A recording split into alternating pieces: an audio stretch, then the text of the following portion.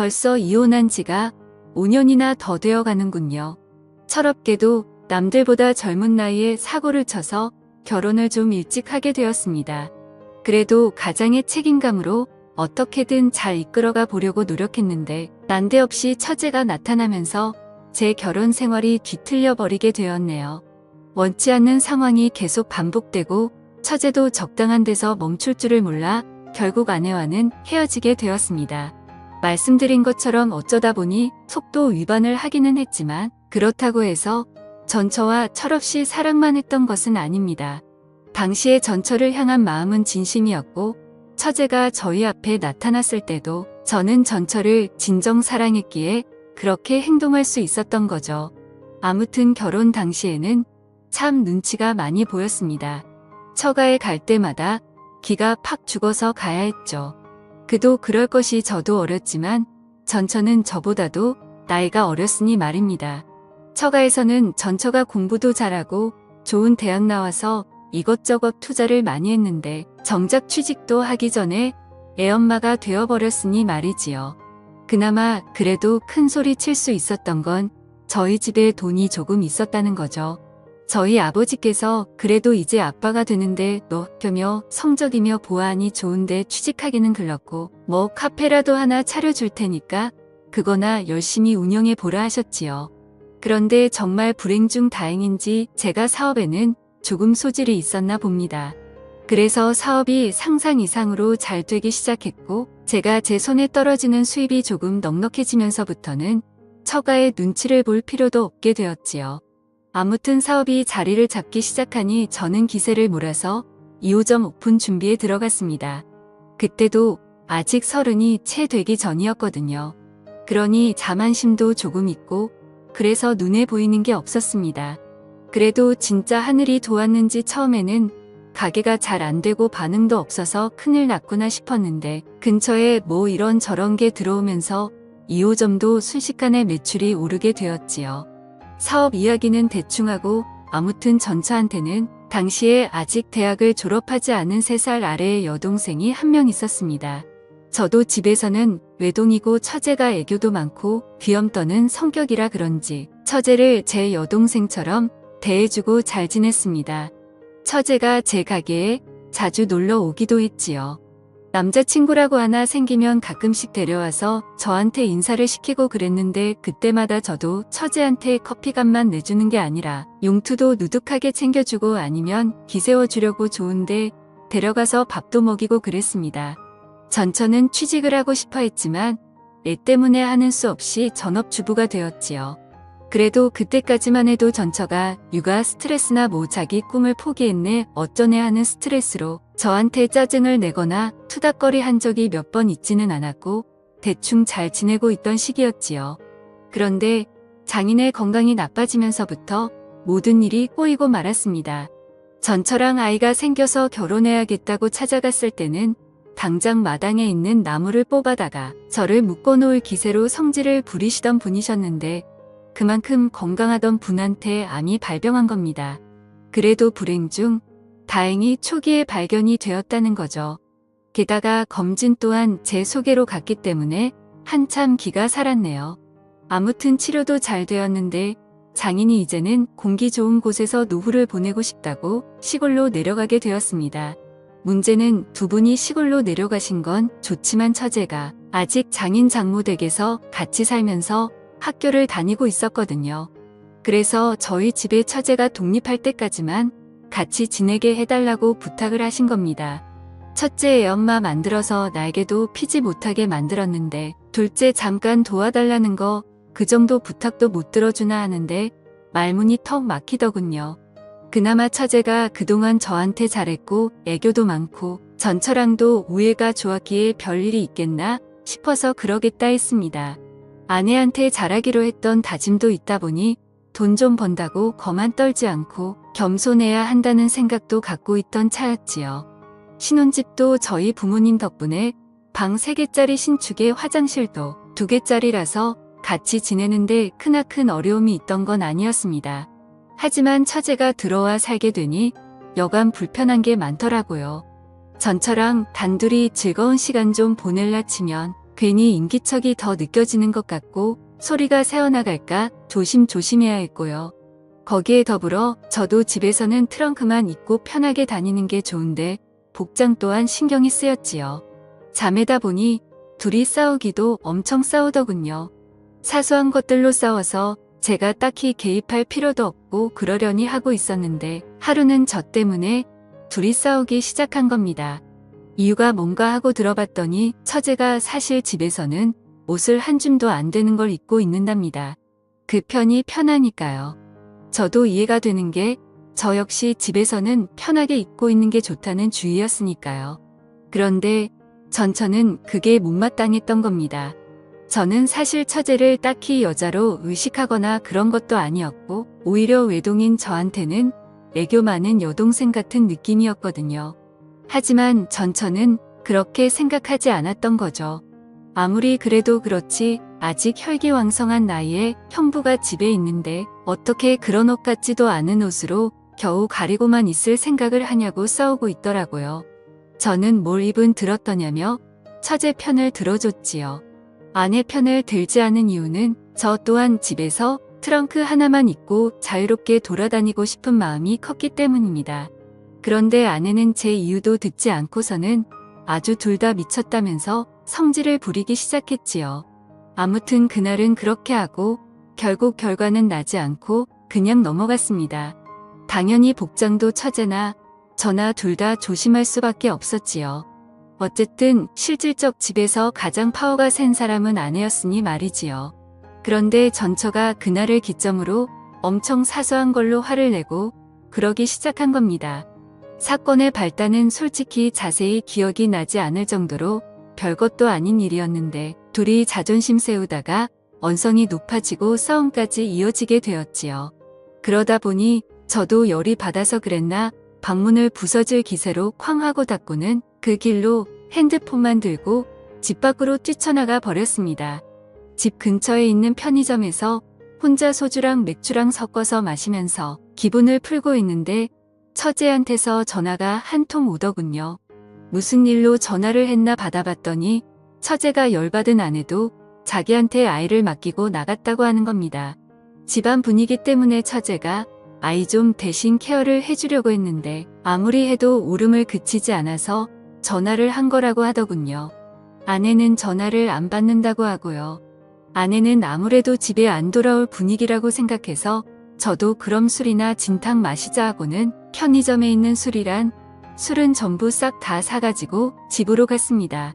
애는 처제 말대로 앙앙 울고 있고 처제는 애를 들쳐 업고 당황해서 어쩔 줄 몰라 하고 있고 아무튼 애를 제가 어떻게 재우고 나서 거실로 나왔습니다.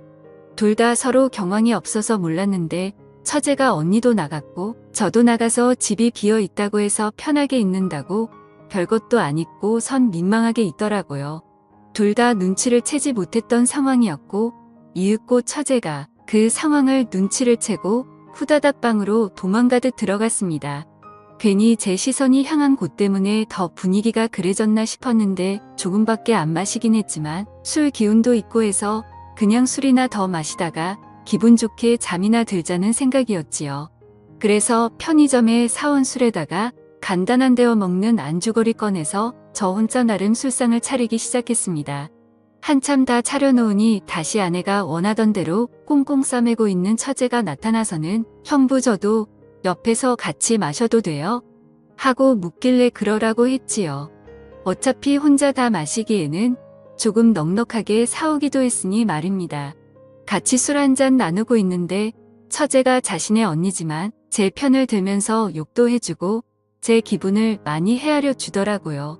그래도 처제가 가족이라고 언니 편을 들어주는데 솔직히 반성도 많이 하고 그랬습니다. 처제랑은 한참 늦게까지 술을 마시다가 자러 갔고 그때까지는 아무 일도 없었습니다. 다음날 아침이 돼서야 아내가 들어왔지요.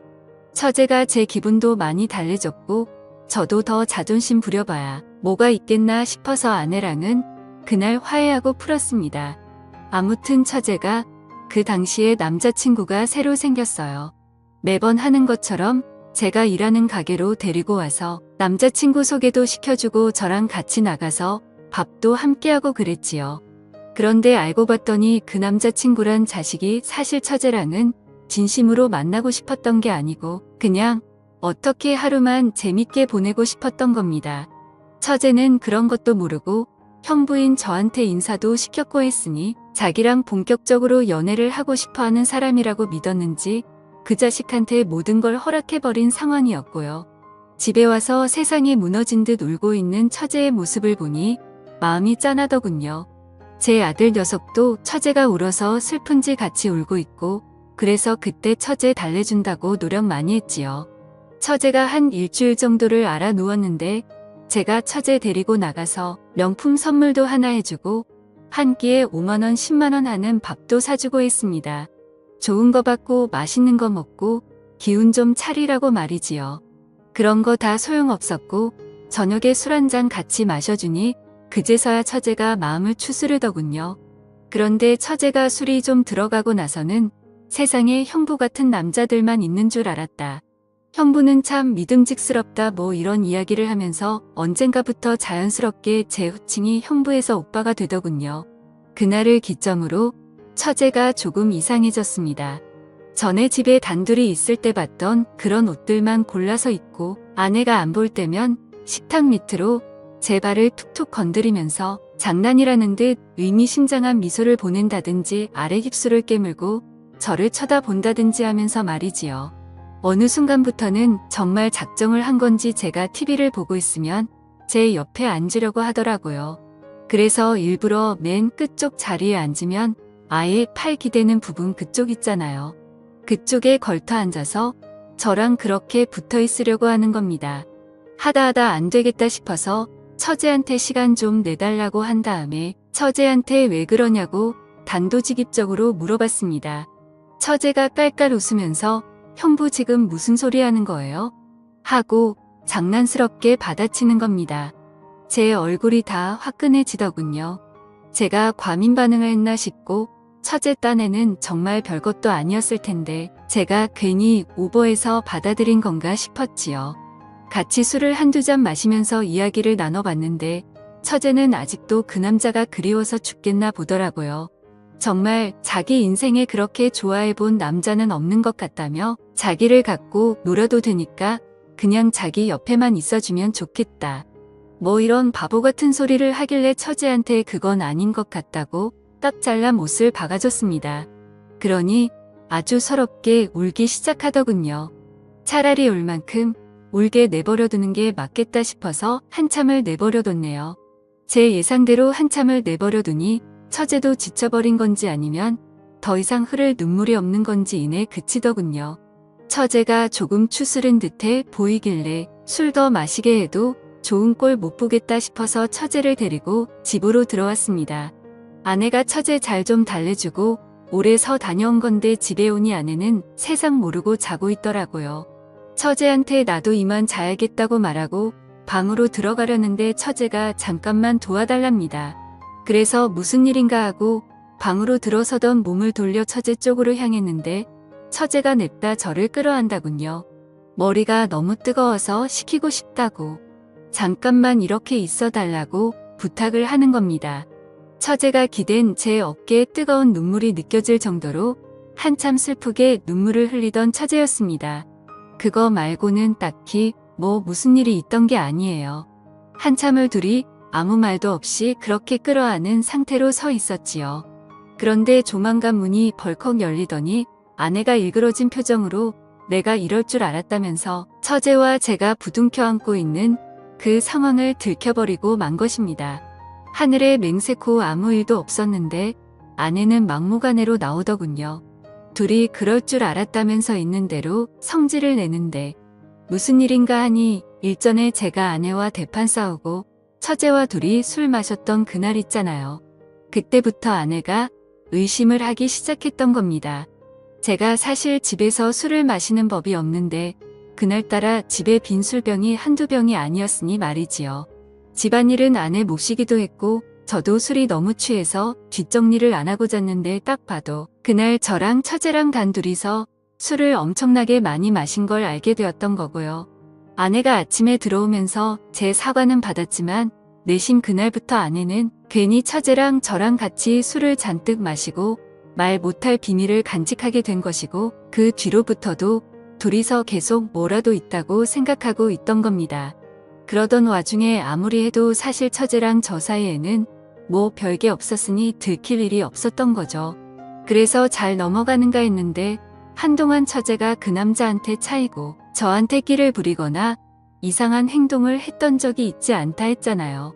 그때 아내가 다시금 그동안은 들킬 걸 우려해서 저희가 조심했던 거고 안 했던 애는 이제 시간이 좀 지났으니 괜찮겠지 싶어서 다시 자기를 두고 처제랑 제가 붙어먹고 기만을 하고 있었던 거라 생각했나 봅니다.